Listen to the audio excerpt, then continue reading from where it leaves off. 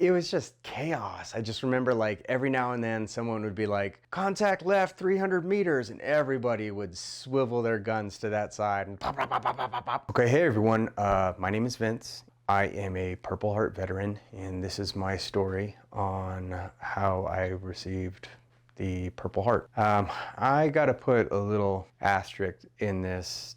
I do feel a bit silly about making the video, and part of that is because I compare my wounds to some of the other men in my unit, you know, Sergeant Pepper, Sergeant Jackson, who lost his life, and I just feel like I ain't shit, you know, just to put it straight. But you know, recently my mother lost her husband in a motorcycle accident, and when life is taken short and quickly and abruptly, it makes you reflect. And for me as a parent, I look at my two girls and I feel like if for whatever reason I get pulled early, that I leave them with some of my stories and some of the lessons and whatnot of my life, what I've been through. So this one being a significant one to me, I said, well, okay, I'm gonna make a video on it. So I was deployed to OIF, Operation Iraqi Freedom, in August of 2003 as a first set of reinforcements. So I wasn't with my unit on the initial invasion. I was the first set of new boots on the ground. I was deployed with the 1st Armored Division. They were stationed out in Gießen, Germany, and my unit was the 16th Engineer Battalion in Catamounts, and we were a combat engineer unit. And mainly our job during the deployment, the number one thing was route clearance. But on top of route clearance, we did a lot of traffic checkpoints, TCPs, and patrols, and just and a shit ton of guard duty, just a ton of guard duty. So that was mainly what I did. I was a driver within that unit, so I was assigned a M113, which is kind of like a small tank, and my job was to keep the maintenance on it, make sure it was stocked and ready to go, drive us down these routes just to make sure it's clear of IEDs, and if we found one, we would take care of it, and you know, if we didn't, we go about our day. And that's pretty much how the majority of my deployment looked. It was a lot of patrol, it was a lot of route clearance, it was a lot of guard duty, and it stayed like that until April of 2004, when the 1st Armored Division was extended. There was a changeover of power. We were releasing governmental power to the Iraqi government. During that time, there was a cleric named Muqtada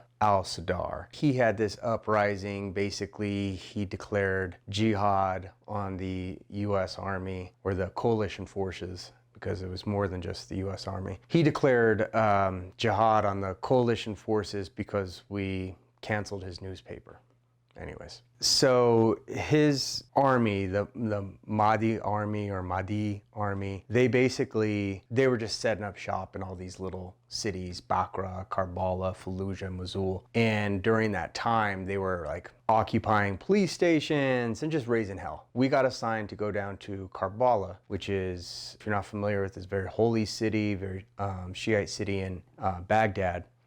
In Iraq. It's actually where the Nebuchadnezzar is, the old Babylon, if you're interested in the history, but whatever. Anyways, so we got redeployed from Baghdad to Karbala to, you know, basically take out this army. They were occupying police stations and just, you know, causing a big havoc down there. In the next 6 weeks for me was kind of a blur. We were seeing combat pretty much consistently, making contact with enemy forces, firefights every day. And because I was a driver, my duties were extended a little bit further than the average, you know, foot soldier, so to speak, because when we got back to the units, I had to still do maintenance and prep the vehicle and make sure everything was mission ready, while, you know, the other guys in the team were just able to go get some sleep. So I was a little behind on sleep. We were just back to back to back, you know, every day going out, making contact. We got assigned to a brigade of tankers. Basically what they did is they created this task force where it was us, the engineers, the infantry, and the tankers. We would all line up and we would go every day, basically go out and pick a fight is pretty much what we're doing. If you're familiar with tankers, you know, they have the Abrams, beautiful big tanks, you know, they got 120 Mike, big old cannon on that thing. And the infantry had the Bradleys, which still had the 25 Mike, which is still a very large gun. And we had both of these vehicles were able to, you know, the Bradleys and the Abrams were able to hatch up, to button down where no visible soldier could be seen, right? And we were in the 113, which was, I think, originally an amphibious vehicle. But anyways, the thing about the 113s, they're a lot smaller than the Bradleys and the Abrams, and you can't button up. There's no way to shoot a weapon from inside the vehicle. You have to expose yourself to be able to fire your gun. So that being said, us being a smaller vehicle with a smaller gun and an open hatch, we were the prime target. We got picked on a lot by IEDs and snipers and everything else, you know, which makes sense. You know, we're the most vulnerable part of the convoy. If anyone has seen the Christopher Titus special, he's a comedian, but he did a special on Sergeant Pepper. Sergeant Pepper was in my unit during this operation, and he was hit with an RPG on his track vehicle, and the injuries from that blast ended up taking his eyes out, and he lost his hands. And so anyways, that skit or whatever Titus did was based upon this series of missions in Karbala. Okay, so, and this is, again, it's all, you know, it's real blurry, real murky, but what I remember was the day previous we had made contact with an enemy position. There was a traffic circle that we were to occupy, and the day before there had been a sniper in that position, and one of the guys in our unit, Sergeant Morales, took a sniper hit to the head. But it was one of those, like, it was a Forrest Gump shot. It literally was like he was incredibly lucky. It went into the helmet, and then it changed the slope of its trajectory. Rather than going into the skull, kind of grazed the back of his skull. I don't remember where the bullet landed, but man, he was lucky on that one. So that happened like the day before. We had to go back out to that traffic circle, and I don't remember why we had to guard this traffic circle, but for some reason we had to make sure that any enemies coming into this traffic circle were dealt with. And so we had an area that we had to specifically watch. It had a couple alleys, you know, and that was our area, and we had to guard it till, you know, we were told not to guard it. The problem was that there was that sniper in that area. So we had to, and any of you guys that have had military training, you know that if you're in a, you know, rule number one, if you're in a sniper area, get the hell out, right? So,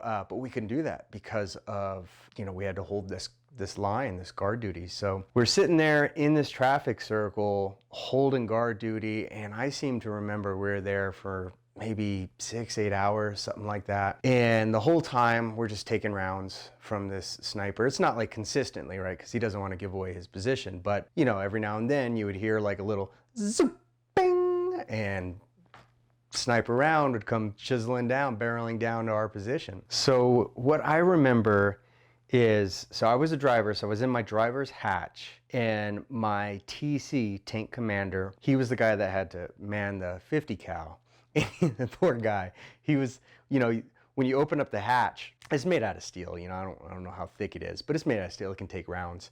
So he has the hatch open, and he's just kind of like sitting there with his head like turtled into his flak vest, you know, trying not to get hit from the sniper behind us. It was just chaos. I just remember, like, every now and then someone would be like, contact left 300 meters, and everybody would swivel their guns to that side and pop, pop, pop, pop, pop, pop, pop, and fire off rounds, you know, just walls of bullets would just spray down range. So one of my jobs was to help reload the 50 cal. Whenever he would, finish with his ammo can, I would have to bust open the ammo can, take it out of the crate, bust the ammo can open, and get it ready to feed for the next rounds. And I would just hand it up to him from underneath. And this particular one, there was like, I don't remember where the contact came from, but there was some contact that came in. Everybody steered, bunch of firing downrange, ta ta ta ta ta ta ta. And so I was getting ready to grab the ammo can and hand it up to him.